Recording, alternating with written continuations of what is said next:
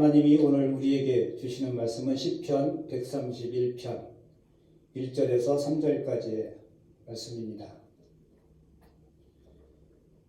여호와여, 내 마음이 교만하지 아니하고 내 눈이 오만하지 아니하오며 내가 큰 일과 감당하지 못할 놀라운 일을 하려고 힘쓰지 아니하나이다. 실로 내가 내 영혼으로 고요하고 평온하게 하기를 젖된 아이가 그의 어머니 품에 있음 같게 하였나니 내 영혼이 젖된 아이와 같도다. 이스라엘아, 지금부터 영혼까지 여호와를 바랄지어다. 아멘. 이번 주일은 사순절 5번째 주일입니다. 다음 주일은 종려주일이 시작이 되고 한 주간의 고난주간을 지난 다음 이제 우리는 부활주일을 맞이하게 됩니다. 언제 끝날지 모르는 이 전염병의 위협이 가시지 않고 전 세계적으로 더욱더 확산되어 가고 있습니다.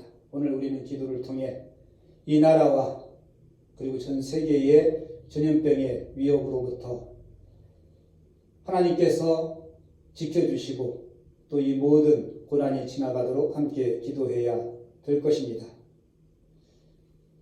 오늘 우리는 본문을 통해 기도하는 자세에 대해 함께 묵상해 보도록 하겠습니다. 우리가 오늘 본문을 묵상하는 가운데 기도 생활을 통해 하나님의 능력을 받는 기도의 주간이 되기를 원합니다.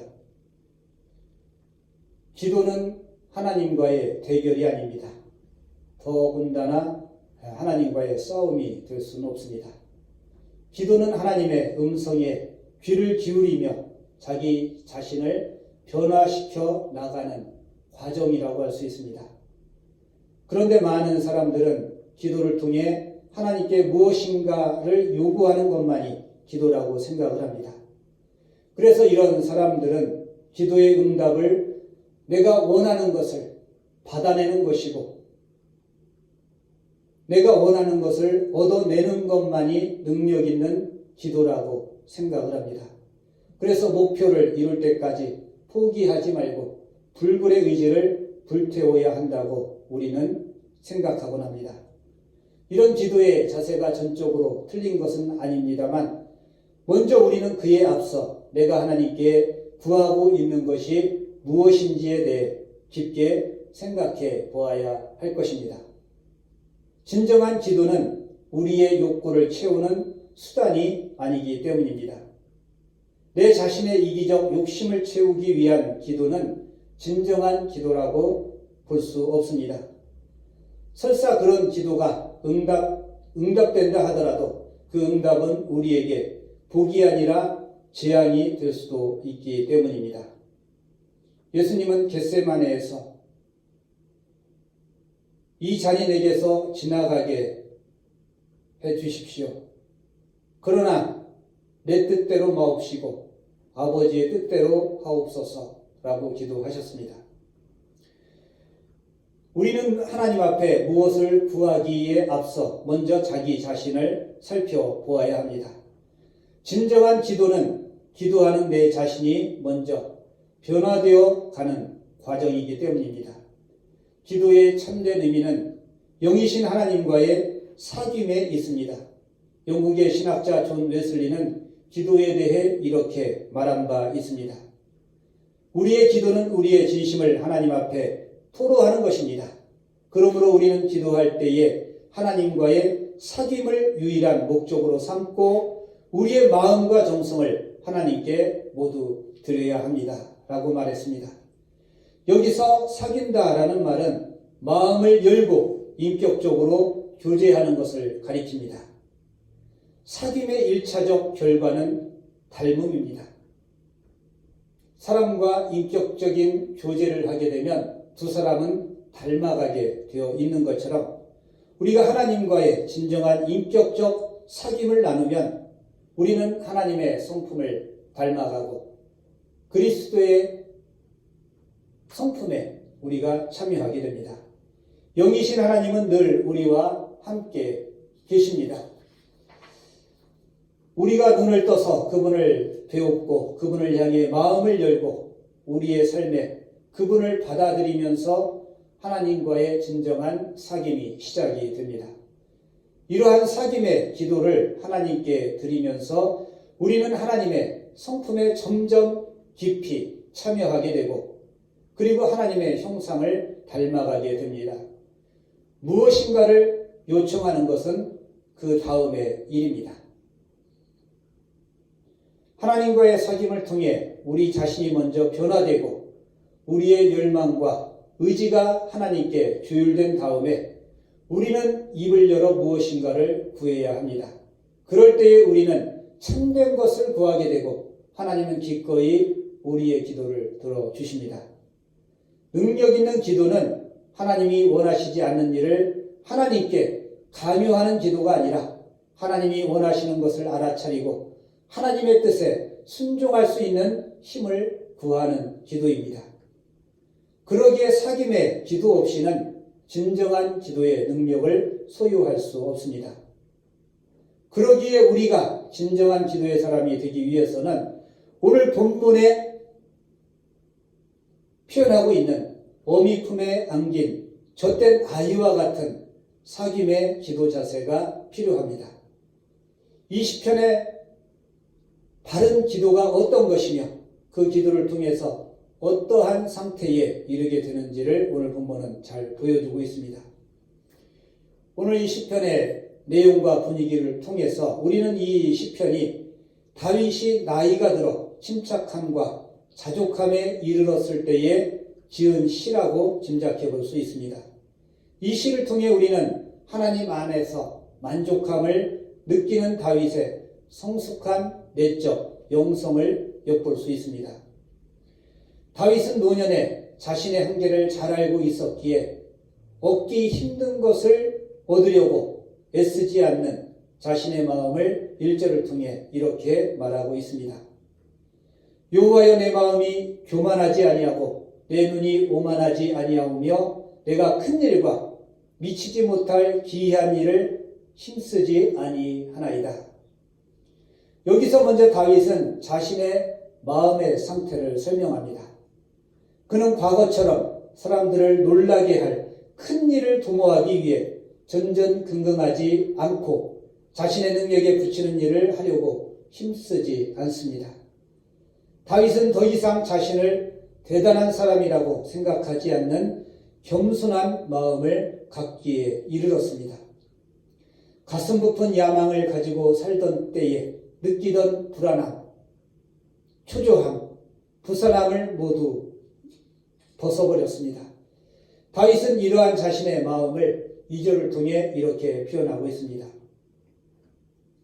실로 내가 내 영혼으로 고요하고 평온하게 하기를 젖된 아이가 그의 어머니 품에 있음 같게 하였나니 내 영혼이 젖된 아이와 같도다. 이제 다윗은 젖된 아이가 엄마 품에 안겨 있는 것처럼 평온하고 고요합니다. 엄마 품에 안겨 있는 아이는 무엇을 달라거나 보채거나 부산하게 두리번거리지 않습니다. 조용히 엄마의 품에 안겨 따스한 엄마의 체온을 느끼며 편안해합니다. 더 이상 바랄 것이 없고 세상에 무서울 것이 없습니다. 이제 다윗의 마음은 바로 이런 젖된 어미 품에 안긴 어린 아이와 같다라고 고백을 합니다. 우리는 이 시편을 통해 하나님께만 희망을 두고 하나님과의 깊은 사귐 안에 거하는 다윗의 깊은 영성을 엿볼 수 있습니다. 다윗은 마치 어린아이가 어머니의 품에 안겨 있는 것처럼 다윗은 하나님의 크고 넓은 품에 안겨 하나님의 친밀한 사랑을 느끼고 있습니다. 더 이상 무엇이 바랄 것이 있겠습니까? 그를 쉬지 못하게 했던 모든 꿈들을 내려놓고 하나님 안에서 참 평안을 발견하게 됩니다. 다윗이 젊은 날에 그를 잠들지 못하게 했던 꿈들, 그를 쉬지 못하게 했던 야심들을 내려놓았을 때에 다윗은 이러한 고백을 하게 된 것입니다. 내 중심이 젖된 아이와 같도다. 다윗은 하나님의 사랑과 섭리 안에서 자신의 모든 열망이 이미 실현되었음을 발견했습니다.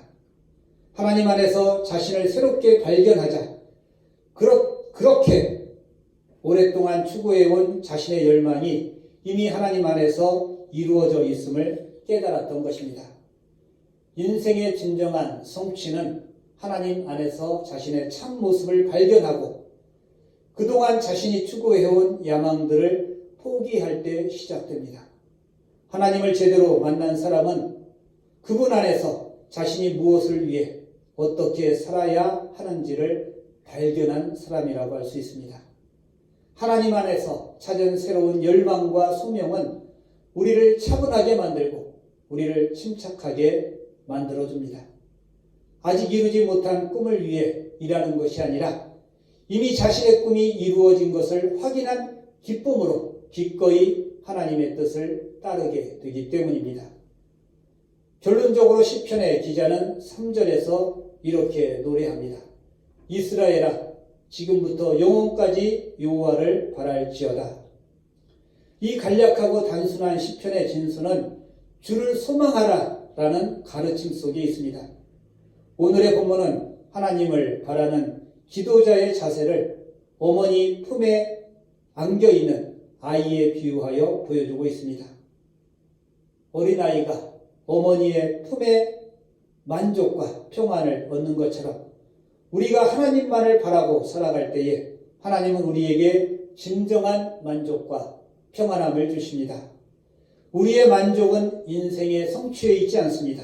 진정한 만족과 평안은 하나님 안에서 나를 발견하고 하나님 안에서 내가 무엇을 해야 할지를 발견할 때에 얻어지는 것입니다. 소망 중에 사는 사람들은 세상의 기준으로 볼 때 점점 작아지지만 그런 것에 개의치 않습니다. 하나님의 기준에서는 점점 커지고 있음을 알기 때문입니다. 손에 가지고 있는 것이 점점 작아져도 세상에서는 자꾸 낮아져도 오히려 기뻐하게 됩니다. 왜냐하면 하나님의 편에서는 점차 커지고 점점 높아짐을 알기 때문입니다. 하나님과의 깊은 사귐에 이르는 영성, 그리고 그 관계 안에서 새로운 소명을 발견하고 헌신하는 영성, 이것이 바로 오늘 시편의 저자가 말하는 영성이며 예수님의 영성이기도 합니다. 이런 젖된 아이와 같은 하나님과의 깊은 사귐이 있는 영성을 사모하는 저와 여러분이 되시기를 간절히 바랍니다. 기도드리겠습니다. 하나님 감사합니다. 오늘은 복된 주일입니다. 주님이 세우신 거룩한 교회 공동체가 함께 모이지 못한 지가 벌써 한 달이 지나갑니다.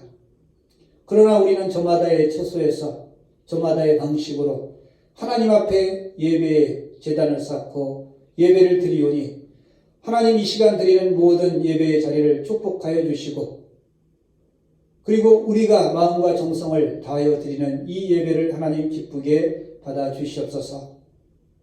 코로나의 위기 가운데 우리를 지켜주시고 이 사회를 지켜주시고 또 이 나라를 하나님 굳건하게 지켜 주옵소서.